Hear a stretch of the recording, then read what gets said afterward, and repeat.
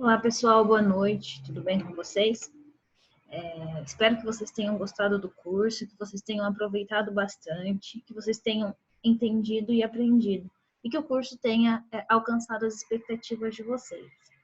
Então, hoje, na nossa aula final, eu peguei as perguntas que vocês deixaram lá no site e eu vou responder aqui para que vocês consigam sanar essas dúvidas e reforçar o que vocês já aprenderam durante as 4 aulas iniciais, tá? Eu queria pedir para vocês que comentassem aqui na página o que vocês gostaram, o que vocês não gostaram, o que vocês gostaram, mas poderia melhorar, o que poderia ser diferente, porque a ideia é que o curso seja para vocês e que cada vez ele seja melhorado, tá bom?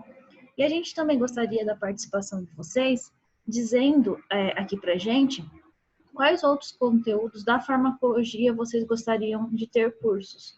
Porque a farmacologia ela é muito ampla, certo?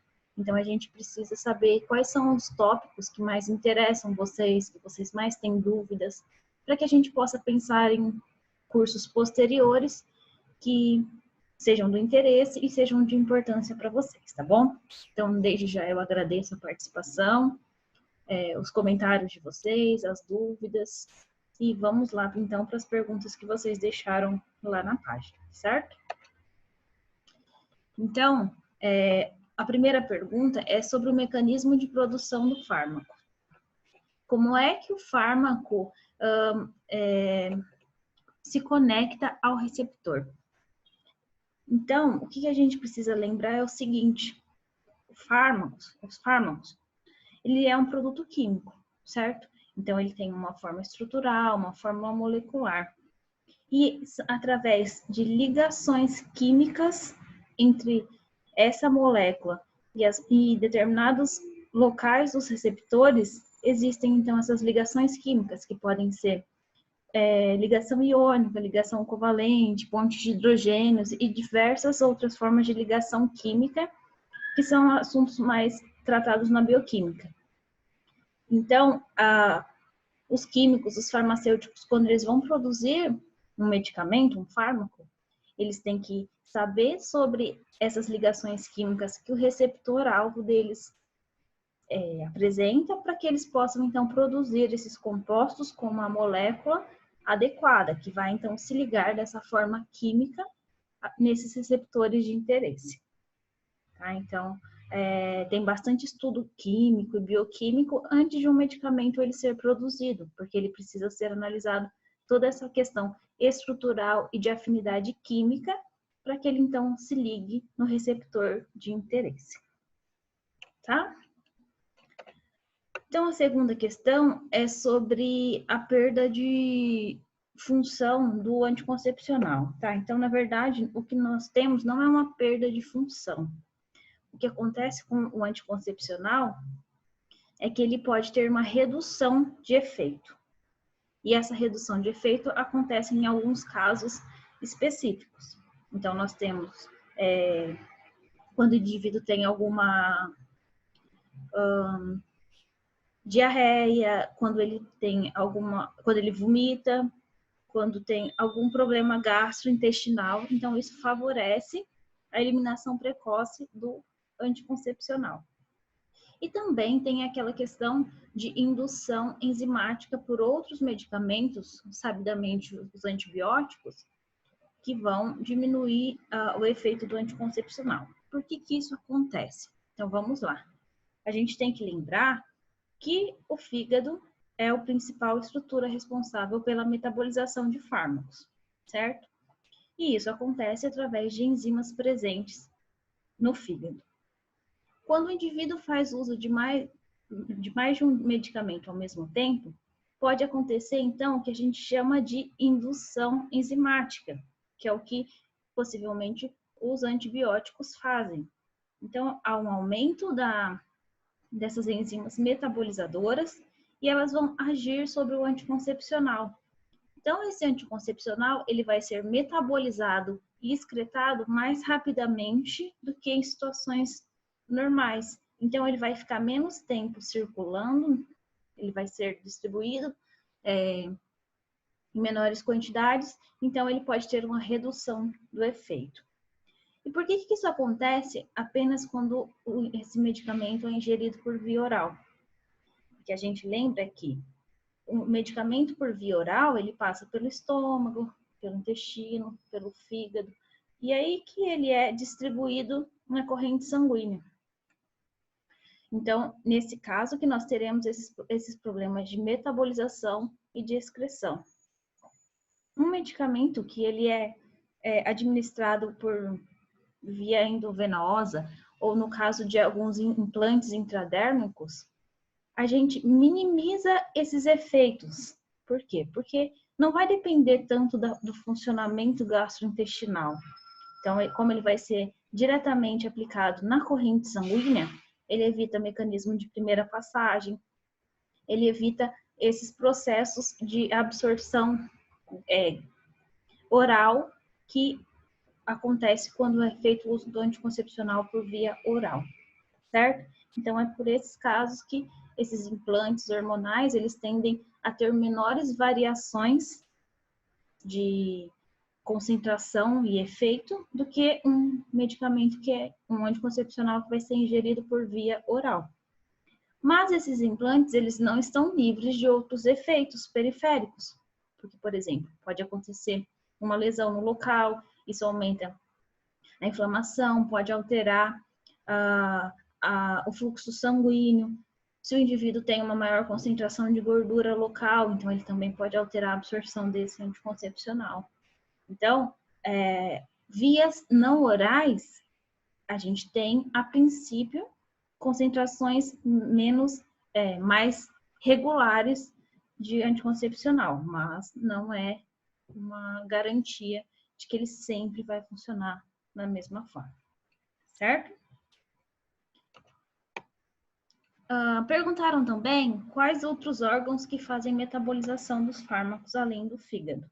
Então, a gente tem que lembrar sempre que o fígado é o principal órgão responsável pela metabolização de fármacos. E é por isso que doenças hepáticas precisam ser levadas muito em consideração ao se receitar um medicamento. Porque no indivíduo que não tem o seu fígado trabalhando de maneira adequada, então esse metabolismo ele vai ser comprometido. Pode ser para mais, pode ser para menos, e vai possivelmente afetar o efeito e a eficácia do tratamento, tá? Mas não é só o fígado que faz o metabolismo de fármacos. Então, quando a gente ingere um fármaco por via oral, por exemplo, na boca já começa alguns mecanismos de metabolização, porque existem enzimas na nossa boca, na nossa saliva, que já começam a degradar o medicamento. No estômago também acontece uma metabolização. Claro que elas são em menor número e menor importância, mas a gente não pode ignorar esses processos. A mesma coisa no intestino. Tá? Então, esses órgãos também são responsáveis pelo metabolismo de fármacos. Com menor importância do que o fígado, mas acontece. E se a gente pensar, na nossa própria corrente sanguínea também está acontecendo a metabolização desses fármacos. Existem inúmeras enzimas, inúmeras proteínas que estão presentes na corrente sanguínea e que já vão degradando, que já vão se ligando a esse fármaco, e também, então, de certa forma, eles também são responsáveis pelo metabolismo de fármacos, tá? Então, só para lembrar, são outros locais que também participam do metabolismo, mas a gente tem que lembrar que o principal de todos é o fígado, ok? E essa pergunta também, né, que ela é sempre recorrente quando a gente fala de fármacos, então é aquela história de como é que o fármaco sabe aonde que ele precisa agir para gerar o seu efeito, né? Como é que ele é atraído pelos receptores. Então, aqui nós temos que lembrar que situações patológicas ou que precisam de um tratamento, elas acontecem porque existem alterações no nosso organismo. Então, existem alterações celulares, alterações moleculares, alterações anatômicas. Então, todas essas alterações são pequenos sinais para que o fármaco consiga agir naquele local. Então, aqui eu trouxe um exemplo para vocês, que é o caso da lesão, tá? Que é a lesão que é responsável pela inflamação, então aquelas respostas de dor que o indivíduo apresenta.